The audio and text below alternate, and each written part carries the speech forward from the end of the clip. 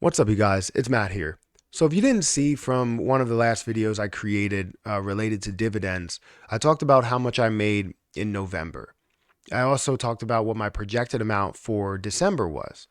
And I feel as though looking at that, it gives you a good picture of how much you can collect and how much you can add back into your investments. As long as you're doing it right, dividend investing should be straightforward and you should be able to gain something. Like I've been gaining a decent amount, and I'll show you exactly how much I have gained over my portfolio. But I'll also go into some different information here, and hopefully you guys can get a lot from it. But in this video, I want to take you through one specific position and talking about how much you need in order to gain $1,000 per month with that play. Because yes, it is a lot, just to spoil some things, but it's not as much as you might think. Like there's a lot of people out there that will be like, oh, well, you probably need like millions of dollars to gain $1,000 per month in dividends. Well, you don't necessarily need that for certain things as long as you're in the right place. And you're not seeing your position decrease rather than increase, and you're in a lot of positions that will consistently move, or you have massive growth related positions that will never come back to where you are currently in your price. So guys, if you could, make sure you hit that like button, hit that subscribe button, hit that notification bell for more of these videos.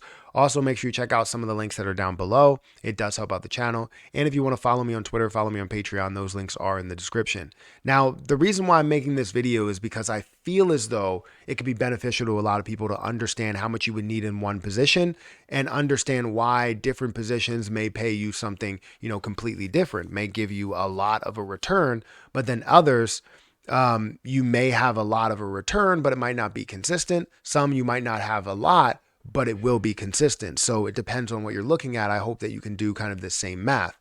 So if you want to get familiar with my spreadsheet, I have my dividend tracker that's here. These are all the dividends that I do have, whether they're monthly paying ones or quarterly paying ones. And I have a breakdown talking about how in November I gained $2.15. And in December, I'm looking to gain about $23.76 from my dividend portfolio. So within that, the highest amount that I have there, so I'm gaining $6 from Ford. I'm gaining $10 from Realty Income. Now, $10 from Realty Income is the play that I want to talk about. Realty Income is a great play. I currently have actually 45. This is not accurate because the amount that I have is a lot more than that. So I invested a little bit more. I have 6,000 total dollars that's in there. I am down $33 on the day. But overall in the last month, I'm up $262, which is about 4.5% or 4%, let's say. But I have 45 shares of ticker symbol O, which I will get more. I think I'm going to buy some more Ford because I feel like that is at a good price. But either way, I have 45 shares of this and I'm looking to increase this more. So most people want to know like how much you need in order to gain $1,000 a month from that play or to gain $100. And we'll go through those things that are here. So let's go back into my dividend tracker spreadsheet. And you're going to see that I have this full breakdown that'll really update what December's projections is or are. Now, currently I have 45, so that's going to give me about $11.59, so increasing it to about $25 overall. But if I increase that a little bit more and want to add that's currently at $2,474 of a current balance. So meaning that I have significantly more than everything else that's there. The closest one is SPHD at a value of $818, which I will add more to that as well. But let's say I had 100. If I had 100 shares of this, I would get $25.75 there. So I would get about 25 cents per share that I do have. So $25.75 that I would receive from this position. If I decided to increase that to 1,000, that would give me $257.49. It would be $54,000. I think that might be a reasonable amount to hold, at least for me, as I'm thinking of it right now. Now, depending what the price is of it, right now it's showing, that it's at $54.98. So being at that price means that, 1,000 will equal what this is, the projected amount, which is $257.49.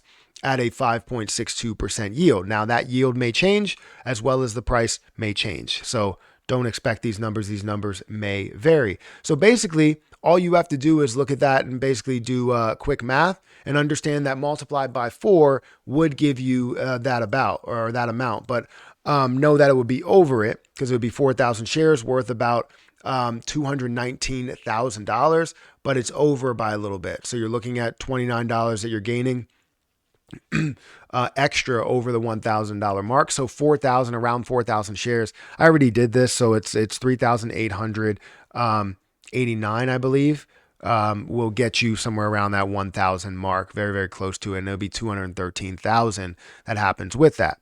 Now, let's also factor that into this to understand maybe what we need to afford in order to get, $100. And Ford right now is paying 12.18%, which will not last. What I'm seeing is 12.18%. Now, I haven't gotten paid anything yet, so I don't really know exactly how accurate to say that is. But that's basically what it's showing. And if I had 1,000 shares, it would be $10,000. Will get me through $313 worth every single month.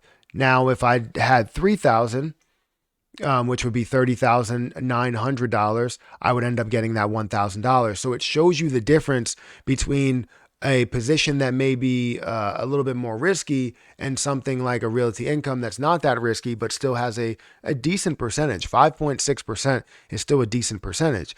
But this percentage is not going to be consistent. It's not going to be there absolutely forever. And you putting $30,000 into it may be more of a risk play because it may come back a lot because Ford is inconsistent in the price, right? It doesn't move consistently upward. It moves upward, it decreases down, it moves upward, it decreases down, and you would be holding on for a long time. So you would have to take that risk if you are looking to find those plays. You would have to take that risk overall. So for me, as I look into this, I'm always trying to find what would be the best play and what would be the most that I should invest in certain positions. And I always like those consistent movers like a Realty Income, like an SPHD, like a SPYD or FDVV or something like that. A lot of ETFs or REITs or anything like that will give me the return that I really want to see. So ultimately, to answer the question, you need $213,000 in realty income in order to gain $1,000 a month. You need about $30,000 to $35,000 in Ford in order to gain $1,000 per month. So the difference is definitely astronomical. If you can find really, really good dividend paying positions that have that consistent growth, then that's a no-brainer, but it's not guaranteed to always give you that because the dividends will change. But guys, hit that like button, hit that subscribe button, hit that notification bell for more videos like this one. Also, make sure you check out any of the links that are down below. It does help out the channel. And if you want to follow me on Rumble, feel free to follow me on Rumble. Or if you want the Dividend Tracker spreadsheet, let me know. We can always go through that. I would love to put a bunch of different ticker symbols down there.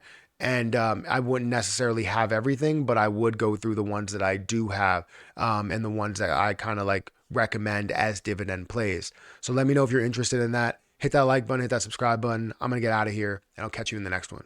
See ya.